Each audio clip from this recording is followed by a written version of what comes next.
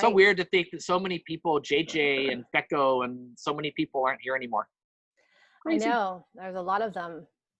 Willem Kreisberg's still around though, which I always love working with him. Yeah. I love following his post on Facebook as well. He just he's a good man. Yes, he is. He's a very good man. So let's do the formal start, because I think we can probably talk until midnight, Exactly. all those kinds of stories. So first of all, I want to welcome you to my adventure of the Captain's Table Conversations.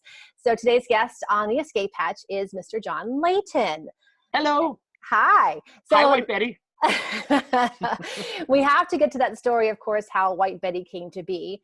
But let's first start, John, with first of all, we met years ago on cruise ships working for Holland America.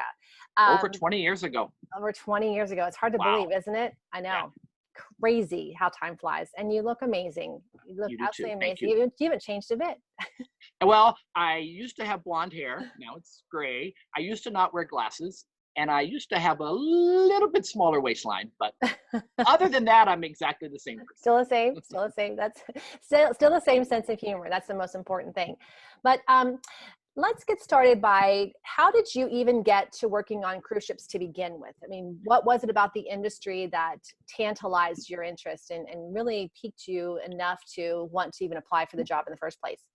Well, the reason I came to Holland America, growing up, I knew I wanted to travel for a living. I wanted to see the world. I didn't know what career path that was going to take me down, if it was going to be airlines, cruise lines, being a travel agent, being an international diplomat. I didn't know, but I knew I was going to see the world.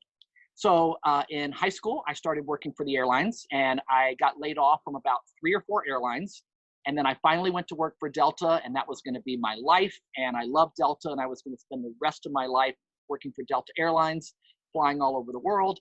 And I got laid off from Delta, and I was so devastated that I couldn't work for another airline. But I'd always said growing up, I was either going to work for an airline or a cruise line or be an international diplomat. And I didn't think the international diplomat route was going to pan out too well.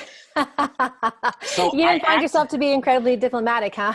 not at the time. I might could pull it off now. I don't know. Yeah. But so I actually went to the bookstore and I bought a book on how to get a job on cruise ships, and it had the main office address of every cruise line in America. So I sent out about 20 applications. Wow. To be on, I didn't even know it was called cruise staff at the time. I think I applied for activity staff or whatever it was called. And Holland America just happened to be the first one that called. And Ann McAlpin called. I accepted, and a couple of weeks later, I think I got laid off from my job at the airline in August. They paid me through the end of September, and I joined the Rotterdam in October. Wow. My very first cruise. The old Rotterdam, though, the original beauty that's now the hotel or floating palace in Rotterdam, Holland. That was my very first ship, and I joined it during a dry dock in Portland, Oregon. So I go on board the ship. There's no air conditioning. The bathrooms aren't working. Everything's covered in plastic. That was my first exposure to life on a cruise ship. And literally, so I got my room, and you had to go around, you had to fill a trash can up with water, and you had to go around to a vacant room and find a toilet that had not been used. And that's where you would go and you'd dump your water in to try and flush it. Oh my God. I can tell you, I've been through many dry docks, but I never had to flush my toilet that way. Wow. Yeah. So that was my exposure to cruise ships. And so I figured if I could survive that first dry dock, I can survive anything. And then, so that's how I got started with Holland America, and I sailed the seas for a little over 5 years. Wow. So what year was that you joined Holland America? 94 to 99. I was there. And it was 99. I went to work for JetBlue, and I've now been there for over 20 years. So. Okay, crazy. Cool. Well, let's go back and let's explain what a dry dock is, because some people who are watching this may have no idea what a dry dock is for a cruise ship. And I mean, there is plenty of dry docks around the country. I mean, I've been in dry dock in Mobile, Alabama, San Diego, I think Sparrows Point, which is in Maryland, which is a hellhole place to join a ship. Where else? Dry docks in Freeport. I did one. Oh, I did one in the Bahamas. Freeport. Oh. Yeah, I did one in Freeport, and I got to do one in Lisbon. That was a nice one. Well, Lisbon was a wet dock, though. but we had no passengers for about a week. That's nice. So that was nice. My favorite two were San Francisco, and I was in San Francisco, Seattle, and Portland. I did those three dry docks as well. And the great thing about the San Fran one was I rented a car and we went up to wine country and spent like 5 days drinking wine. Me and Denise Sabat did that. Oh my God. Hi, Denise. I hope you're watching. I hope she's watching this one. The Holland America did a ton of really great things for the crew. They did tours. They went, and it was so much fun to watch the Indonesians who had never seen snow. We went out, Mount Rainier, excuse me. And they had buses take us up there. And a lot of the Indonesians went out behind some of the restaurants and found cardboard boxes and then proceeded to sled down the hills in the snow. It was so much fun to watch them. It was great. So much fun. Yeah. Funny story. We were I was on the Westerdam, the old Westerdam, not this new one. And we were heading into dry dock in Mobile. And our last drop-off point was New Orleans.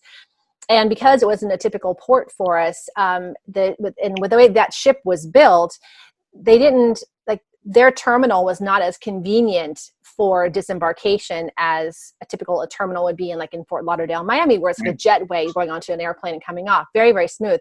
In this particular scenario, they had built this staircase that you had to walk up, and it was, you would walk off the gangway down these stairs, and they had some ramps for taking carts off, people with wheelchairs. But I'm standing there on the gangway. I was social hostess at that time, and I'm working disembarkation. So I think working with you, saying, "Oh, hey, John, by the way, gangway's cleared, ready for the next set of guests to come down." So next thing you know, I'm sitting there, and the gangway is packed full of people waiting to get off the ship. And all of a sudden, these men dressed in orange jumpsuits from head to toe, carrying a gurney up the gangway to come onto the ship. And they're handcuffed to the gurney, and the back of their jumpsuit says DOC on it. And you just watch all the passengers' eyes get massive, going, "Oh my God, there are these big prisoners who just walked on with gurneys. What are they here to do?" Well, somebody had passed away during the cruise, and they had to be taken off the ship. And the only way to do it was in the middle of disembarkation. They could have waited, obviously, but then. But they actually they had inmates from the Department of Corrections. Oh my God! Only in Alabama. No, New Orleans. You're in Louisiana. Oh, that's right. You hadn't made it to Alabama yet. Yeah. Oh my God. And then when they went to leave, they couldn't again wait until all the guests were off the ship.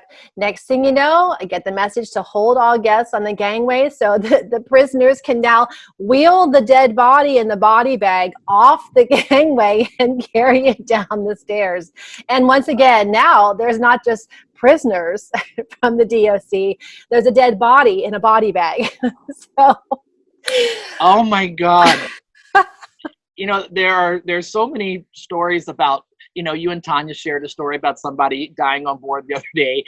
There's that one. I think my favorite one, it was on the Westerdam of all places. And the story that Tanya told the other day was so touching. And it was a great story. Mm-hmm. On the Westerdam, it wasn't as great. And I'll just never forget that after this gentleman passed away, I'll never forget the girl from the cast said, "That poor man, the last thing he ever saw on this earth was us singing Achy Breaky Heart." What a way to go. Thank you for joining me for today's Captain's Table Conversations with Yvette. Stay tuned for more and be sure to subscribe.